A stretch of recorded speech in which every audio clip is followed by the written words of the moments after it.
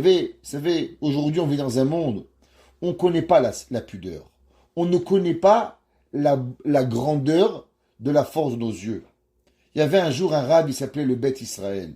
Le Beth Israël était le fils du Imre Emet, le quatrième rabbi de Gour.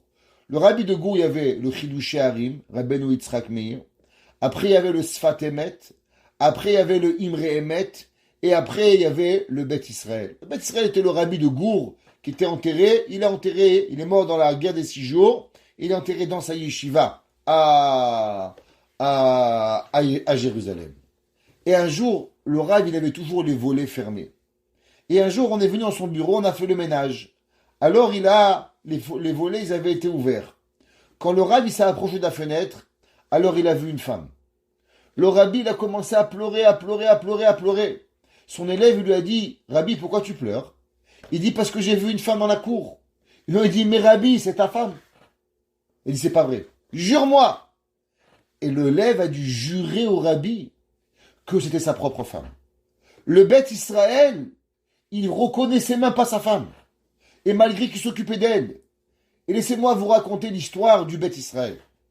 Il y avait un jour un rave que je connais, que c'était connu en Israël, que quand le Beth Israël il levait les yeux, du fait qu'il n'avait jamais rien vu d'interdit, personne ne pouvait regarder ses yeux. Ses yeux, c'était comme un laser qui vous brûlait. Il y avait un jour, un élève qui s'appelait Yaakov Kravitz. Un homme, il se prenait pour un grand smart. Et un jour, il a dit, des histoires de rabbin, là. Tu vas me faire croire que tu regardes le rabbin, des conneries, ça. Ça sert à rien. Il a dit, moi, je vais aller, et quand le rabbi va regarder, moi, je vais regarder dans ses yeux. Vous allez voir, ça veut rien dire, tout ça. Alors, il s'est mis, et le rabbi, il avait les yeux toujours en bas. Et quand il voulait marcher, il levait les yeux, et toute la synagogue, elle se poussait. Instantanément. C'était pas possible de le regarder. Lui, il s'est mis en face, comme ça, face au rabbi, et il dit, quand le rabbin, il lève les yeux, moi, je le regarde. Je vais lui apprendre, moi, celui-là. Eh bien, il s'est mis en face du rabbi. Et dès qu'il a regardé le rabbi, il s'est trouvé à 2 kilomètres plus loin, en train de courir. Je sais pas comment il est arrivé là-bas. Il a été projeté à 2 kilomètres de la synagogue. C'est lui-même qui m'a raconté. Le Beth Israël, une kdusha, une sainteté, on n'a même pas d'idée. L'homme, il doit apprendre que pour pouvoir arriver à des notions de sainteté, c'est pas parce que tu étudies, c'est sûr.